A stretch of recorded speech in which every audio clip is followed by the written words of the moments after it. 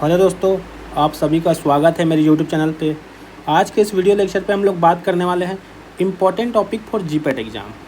ऐसे कौन कौन से टॉपिक है जो बहुत ही ज़्यादा मोस्ट इम्पॉर्टेंट है और जिनसे क्वेश्चन हर साल या फिर अल्टरनेट ईयर में पूछे जाते हैं, या हम अब हमारे पास कम टाइम है, हम कौन कौन से टॉपिक को ऐसे पढ़ें जिससे हमारा जीपैट में मार्क्स लाना और साथ ही साथ रैंक बूस्टअप करना बहुत ही आसान हो जाए।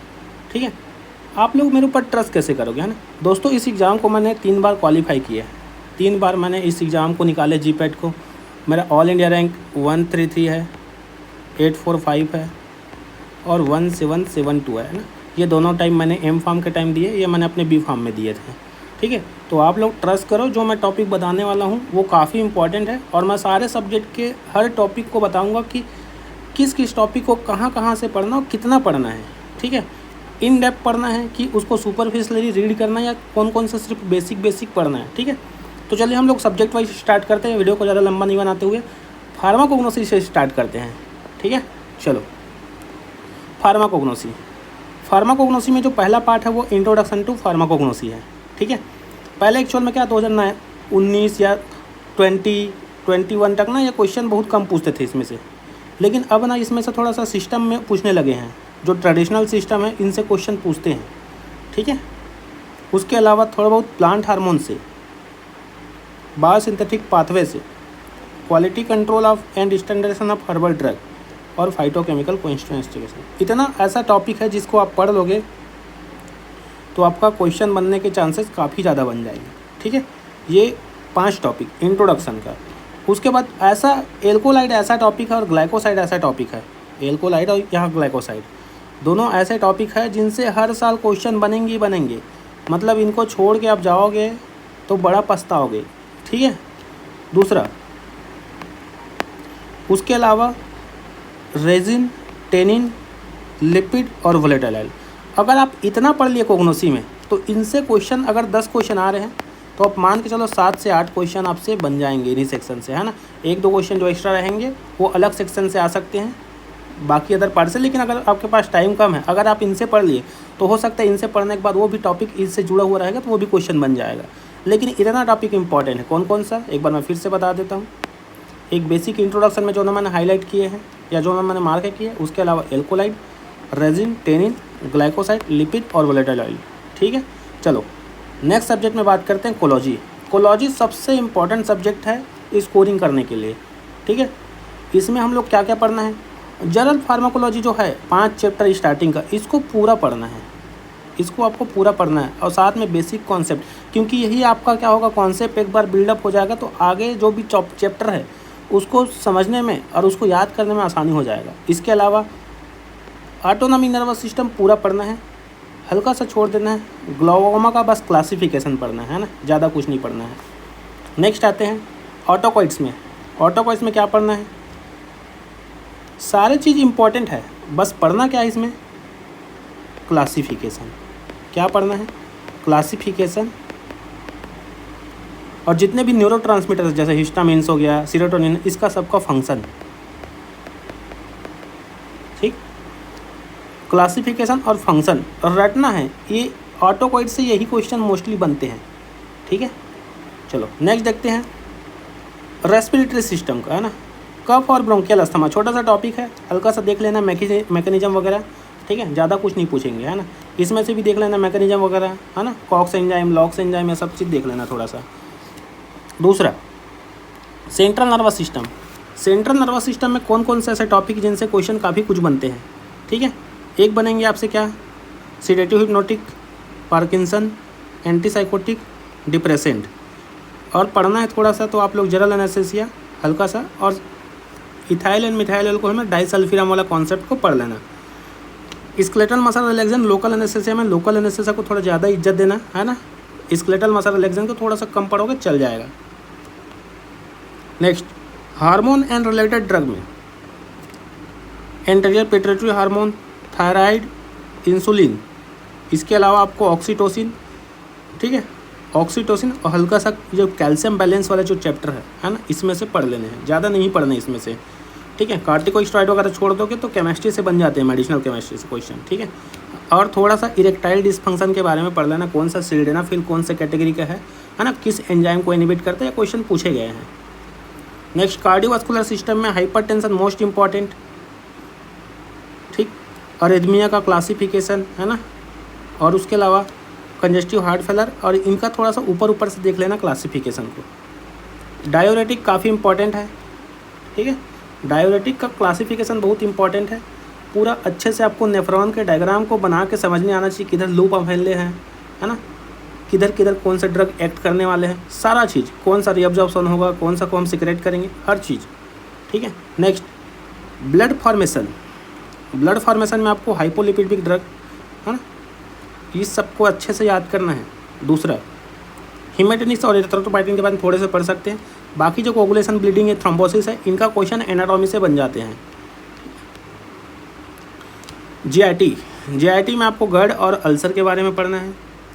एंटी एमेटिक थोड़े से पढ़ सकते हो, और एमेटिक्स या फिर एमेटिक्स और एंटी एमेटिक्स एक साथ देख लेना है। कॉन्स्टिपेशन डायरिया को छोड़ देना, कोई दिक्कत नहीं है ना, ठीक है। एंटी माइक्रोबियल में आपको जनरल कॉन्सेंट्रेशन को थोड़ा पढ़ना है, क्लासिफिकेशन वगैरह रहेंगे, ब्रॉड स्पेक्ट्रम कौन कौन सा है ना। अगर नहीं भी पढ़ोगे तो आप कैटेगरी वाइज पर्सनली पढ़ते जाओगे तो आपको याद हो जाएगा। इसके अलावा sulfonamide very important, beta lactam very important, tetracycline chloramphenicol, इससे रिलेटेड क्वेश्चन आएंगे ही आएंगे। टेट्रासाइक्लिन से टेरेटोजेनेसिटी वाला क्वेश्चन आएंगे, क्लोरामफेनिकॉल से हमेशा क्या आएंगे, जो सिंड्रोम होते हैं क्लोरामफेनिकॉल से, है ना, ग्रे बेबी सिंड्रोम, वो सबसे क्वेश्चन बनते हैं। अमीनोग्लाइकोसाइड, इसका ऑटोटॉक्सिसिटी हमेशा पूछते हैं, एडवर्स रिएक्शन, है ना। इसके अलावा tuberculosis first line second line anti drug पढ़ लेना है, इसका मैकेनिज्म पढ़ लेना है। एंटी लेबोरेटरी ड्रग का क्लासिफिकेशन और मैकेनिज्म, एंटी फंगल ड्रग में क्लासिफिकेशन, एंटीवायरल ड्रग को थोड़ा डिटेल से पढ़ना है। एंटीवायरल यहाँ पे इंपॉर्टेंट होने वाला है, ठीक है, एंटीवायरल काफ़ी इंपॉर्टेंट होना है। मलेरिया का साइकिल पढ़ना है, साथ ही आपको केमिस्ट्री वाला क्लासिफिकेशन पढ़ना है इसमें, है ना। क्या पढ़ना है इसमें, केमिस्ट्री वाला। कौन सा केमिस्ट्री सर, 4-क्लोरोक्विनोलिन कौन सा है ना, 9-क्विनोलिन कौन सा डेरिवेटिव है, ठीक है। उसके अलावा हेलमेंथेस का थोड़ा सा देख लेना है, प्रोटोजोल हल्का सा देख लेना है, ठीक है। चलो, एंटी कैंसर तो मस्ट है, एंटी कैंसर तो पूरा पढ़ लो। नेक्स्ट मिसलेनियस में क्या क्या पढ़ना है, मिसलेनियस में थोड़ा बहुत पढ़ लेना है, किसके बारे में, एंटीसेप्टिक और डिसइंफेक्टेंट क्या होते हैं। इसके अलावा वैक्सीन और सिरप, वैक्सीन और सिरप का किससे आ जाएंगे, अब माइक्रोबायोलॉजी में भी कवर हो जाएंगे, ठीक है। चलो, तो कोलॉजी में इतना ही पढ़ना है। कोलॉजी में बहुत सारे टॉपिक पढ़ने होते हैं, छोड़ना इसमें बहुत कम होते हैं। और बेसिकली कोलॉजी में क्या पढ़ना है, सबका मैकेनिज्म, क्लासिफिकेशन, ठीक है, और किसी का साइड इफेक्ट या एडवर्स इफेक्ट, है ना, एडवर्स इफेक्ट, स्पेसिफिक ड्रग का सबका नहीं पढ़ना है ना। जो टेरेटोजेनिक है उसको पढ़ना है, कौन कौन सा ऐसे कंपाउंड है जो टेरेटोजेनिक है, वैसे वो चैप्टर 1 में कवर हो जाएंगे, टेरेटोजेनिक वाला, है ना। जब एडवर्स रिएक्शन पढ़ेंगे उस समय कवर हो जाएगा। नेक्स्ट आते हैं अब एनालिसिस की बात करते हैं। फार्मास्यूटिकल एनालिसिस में एक है बेसिक वाला एनालिसिस, एक है एडवांस वाला एनालिसिस, ठीक है। बेसिक एनालिसिस को हल्का हल्का से पढ़ना है, ज़्यादा टेंशन नहीं लेना है। एरर, प्रेसिजन, एक्यूरेसी क्या होता है, इसका तीनों का डेफिनेशन, उससे ज़्यादा कुछ नहीं पढ़ना है, ठीक है। उसके अलावा एसिड बेस टाइट्रेशन का थोड़ा सा इंडिकेटर वगैरह देख लेना है। प्रेसिपिटेशन का आपको देख लेना है, मोहर्स लॉ वाला वगैरह, है ना, मोहर्स है, वुलहार्ड है, ये सबको देखना है। कॉम्प्लेक्सोमेट्री में कॉम्प्लेक्सिंग एजेंट वक्त देखना है। कार्ल फिशर में किसके लिए करते हैं, तो इसको सिंपल यही बस पढ़ना किसके लिए करते हैं। हल्का सा ग्रेविमेट्रिक को देख सकते हो, इसका स्टेप्स वगैरह पूछ देते हैं ना, ग्रेविमेट्री में क्या है, स्टेप्स ये पूछते हैं, ठीक। आगे चलते हैं क्रोमेटोग्राफी में। क्रोमेटोग्राफी में क्या पढ़ना है, क्रोमेटोग्राफी में हमेशा पढ़ना है प्रिंसिपल, कौन से प्रिंसिपल पे काम करते हैं, ठीक है। इसके अलावा थोड़ा सा इसके बारे में डिटेक्टर वगैरह पढ़ सकते हो, ठीक, प्रिंसिपल, डिटेक्टर और हो सके तो इसके यूज़, ठीक है। इससे ज़्यादा कुछ नहीं पढ़ना है, ठीक है। चलो, थर्मल एनालिसिस चार्ट के फॉर्म में पढ़ लेना। थर्मल एनालिसिस में जैसे DSC क्या काम आता है, TJ क्या काम आता है ना, ये सब थोड़ा थोड़ा देख लेना। बस नहीं देखोगे छोड़ दोगे तब भी चलेगा। जेल्डाल मेथड क्यों होता है यूज़, है ना, नाइट्रोजन के लिए होता है, बस ऐसे ही पढ़ना है इसको। ऑक्सीजन फ्लास्क क्यों यूज़ करते हैं, ठीक है। फार्माकोपियल असे को छोड़ देना है। स्पेक्ट्रोस्कोपी, स्पेक्ट्रोस्कोपी का बेसिक डेफिनेशन काफ़ी इंपॉर्टेंट क्वेश्चन है ना, काफ़ी आता है इसमें क्वेश्चन। स्पेक्ट्रोस्कोपी का क्वेश्चन काफ़ी आते हैं, नाइपर में भी आते हैं और जीपर में भी आते हैं। IR को पढ़ना है, UV को पढ़ना है, कलरीमीटर थोड़ा सा देखना है, ठीक है। बाकी mass spectroscopy, atomic flame photometry, और हल्का सा पढ़ लेना आपको एक्सरे के बारे में। इससे है ना, जो छोड़ना क्या क्या है, इलेक्ट्रॉन फ्लोरोमेट्री, नेफ्लो टर्बिडोमेट्री, इसके अलावा ठीक है, इसके अलावा और बाकी ऐसे कुछ चीज़ छोड़ने वाले नहीं है ना। ये जो चीज़ें हैं IR वगैरह, NMR वगैरह पढ़ना है इसको डिटेल से। इसके लिए आप लोग फॉलो कर सकते हो डॉक्टर पिके क्लासेस, यूट्यूब में है, मैंने इससे पढ़ा था डॉक्टर पिके क्लासेस, काफ़ी बेहतरीन क्लासेस है सर का, है ना। इससे आप स्पेक्ट्रोस्कोपी, टाइट्रेशन, जितना भी एनालिसिस आप इसको कवर कर सकते हो, इससे नोट्स बना लो देख के, है ना। मैंने नोट्स बनाए थे, काफ़ी कारगर है ना, बहुत काम आता है। इसका बेसिक पोटेंशियोमेट्री, कंडक्टोमेट्री, पोलैरोग्राफी, एम्पेरोमेट्री, ये सब का थोड़ा सा इंट्रो देख लेना, थोड़ा सा बेसिक यूज़ वगैरह देख सकते हो, है ना, ज़्यादा कुछ नहीं है। चलो नेक्स्ट आते हैं फिजिकल फार्मेसी, यानी हम लोग आ गए हैं सूटेक्स के पार्ट में। सूटेक्स में physical pharmacy, dispensing pharmacy, cosmetic, pharmaceutical engineering, pharmaceutical technology के बारे में पढ़ेंगे, ठीक है। स्टेट ऑफ मैटर, सब्लिमेशन क्या होता है ना, कंडेंसेशन क्या होता है, ये सबको पढ़ना है। बेसिकली आपको फेज़ के बारे में पढ़ना है ना, सॉलिड से लिक्विड में जाएगा तो क्या होगा। माइक्रोमैग्नेटिक्स, रियोलॉजी, सरफेस टेंशन, इंटरफेसल टेंशन थोड़ा सा पढ़ लेना, ज़्यादा पढ़ने की जरूरत नहीं। रियोलॉजी को अच्छे से पढ़ लेना। डिस्पर्सन सिस्टम तो यार बहुत ही मोस्ट इंपॉर्टेंट, सस्पेंशन में कॉम्प्लेक्सेशन मत पढ़ना। ड्रग स्टेबिलिटी का ना थोड़ा सा इक्वेशन वगैरह देख लेना है, फर्स्ट ऑर्डर में क्या होता है, जीरो ऑर्डर में हाफ लाइफ का क्या होता है ना, ये सब देख लेना है। Next dispensing pharm, prescription easy question, posology easy question, incompatibility easy question, calculation थोड़ा सा देख लेना, यंग फार्मूला, डेलिंग फार्मूला वगैरह जो है एज के अकॉर्डिंग, बॉडी सरफेस के अकॉर्डिंग, है ना, वेट के अकॉर्डिंग, ये सब देख लेना। कॉस्मेटिक में थोड़ा थोड़ा देखना बस, किस एजेंट को किस लिए यूज़ करते हैं, जैसे प्लास्टिसाइजर, नेल पॉलिश में किस लिए यूज़ करते हैं ना, किसको यूज़ करते हैं, ये सब चीज़ें। नेक्स्ट आएंगे इंजीनियरिंग। इंजीनियरिंग में जितने भी टॉपिक है उसमें जितने भी क्या होने वाले हैं, इंस्ट्रूमेंट यूज या मशीन बोल सकते हो, है ना। जैसे साइज रिडक्शन में क्या होगा, बाल मिल होगा, तो बाल मिल का प्रिंसिपल क्या है और इसको किस मटेरियल के लिए यूज़ करते हैं, है ना, किस मटेरियल के लिए यूज़ करते हैं। हैमर मिल किसके लिए यूज़ करते हैं, है ना, कटर मिल किसके लिए यूज़ करते हैं, इसका प्रिंसिपल क्या है।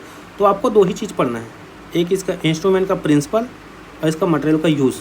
क्या क्या पढ़ना है आपको, प्रिंसिपल और इसका किस लिए यूज़ करते हैं, ठीक है। चलो आगे देखते हैं फार्मास्यूटिकल टेक्नोलॉजी। प्री फार्मुलेशन हल्का से पढ़ना है, कौन कौन से टेस्ट करते हैं प्री फार्मुलेशन के लिए। डोजेस फॉर्म तो हम लोग ऑलरेडी जानते हैं, है ना, पॉलिस क्या होते हैं, सैसेट क्या होते हैं, ये सब थोड़ा जो नया चीज़ें हैं उसको पढ़ना है। जो टैबलेट कैप्सूल है वो सब तो जानते ही हैं हम लोग। मोनोफेजिक को पूरा पढ़ना है, बाईफेजिक पूरा पढ़ना है, सेमी सॉलिड पढ़ना है, सपोसिटरीज के बारे में थोड़े से पढ़ना है।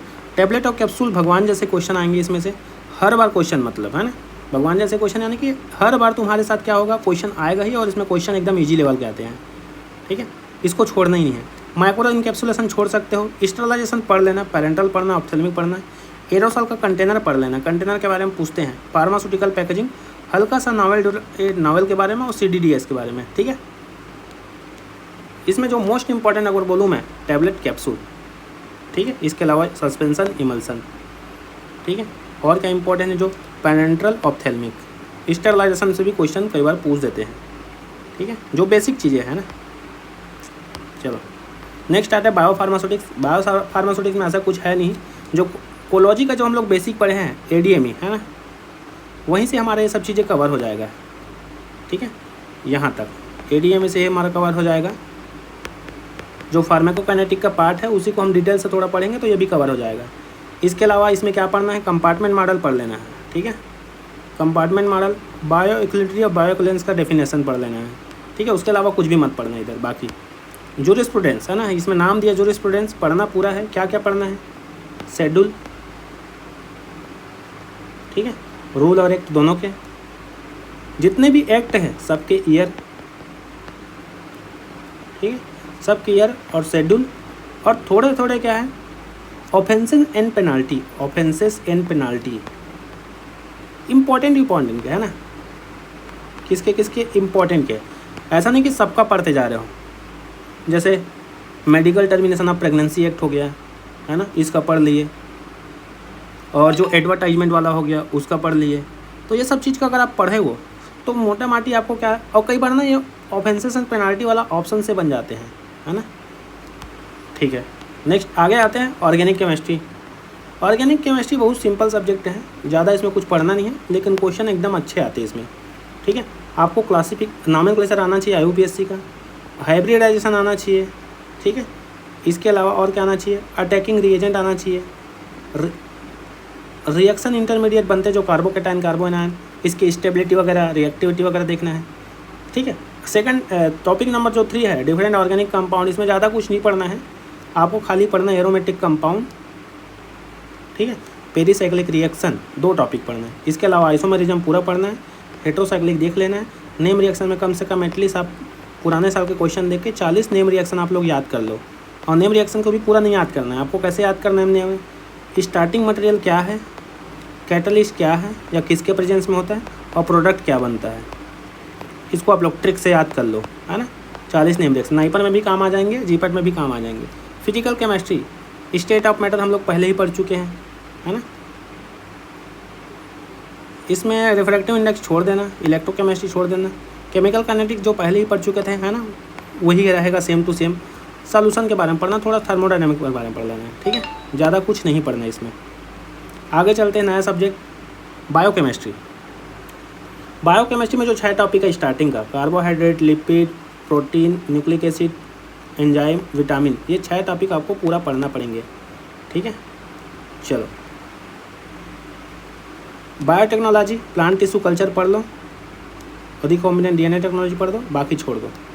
ठीक है, माइक्रोबायोलॉजी में prokaryotic eukaryotic cell, bacteria virus का और फंगाई का क्लासिफिकेशन, स्टेरलाइजेशन हम लोग सूटेक्स में पढ़ चुके हैं, लेकिन और पढ़ लेना इसमें। ठीक है, उसके अलावा वैक्सीन, सीरा और इम्यूनोलॉजी, बस इतना ही पढ़ना है। एनाटॉमी यार बेसिक है ना, इसको ना पूरा सभी को पढ़ना होता है, लेकिन ऐसा नहीं कि पूरा पढ़ रहे हैं, हल्का हल्का सा पढ़ना है, ज़्यादा कुछ नहीं पढ़ना है। छोड़ना क्या है इसमें, सेंस ऑर्गन छोड़ सकते हो, नर्वस सिस्टम का बेसिक तो आप लोग कोलॉजी में पढ़ोगे, यहाँ छोड़ सकते हो आप लोग। मस्कुलर स्केलेटन सिस्टम पढ़ना है यार, है ना, स्केलेटन सिस्टम पढ़ता है, एक्सियल कौन है, अपेंडिकुलर बोन में कितने कितने नंबर आएंगे, रिप्रोडक्टिव सिस्टम, लिम्फेटिक पढ़ना है, एंडोक्राइन पढ़ना है, यूरिनरी, काफ़ी कुछ पढ़ना है। और छोटा सब्जेक्ट है, 1 हफ्ता लगेंगे, है ना, 5-7 दिन में कवर हो जाते हैं सारा पूरा एक टॉपिक।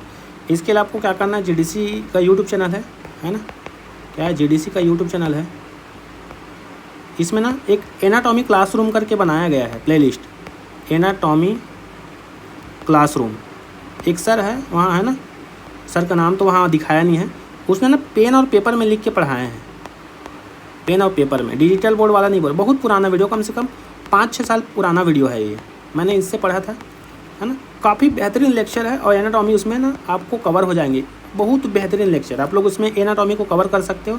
मैंने इसको कम से कम 3 दिनों में कवर किया था, पूरा 3 दिन में आपने पूरा देख सकते हो, वीडियो का नोट्स बना सकते हो। ठीक है, बहुत बेहतरीन लेक्चर है, आप उसमें पूरा कवर हो जाएगा। पैथोफिजियोलॉजी थोड़ा थोड़ा देख लेना है, किसके बारे में देखना है इसमें, कि इम्यूनिटी के बारे में पढ़ लेना, हाइपर सेंसिटिविटी वगैरह।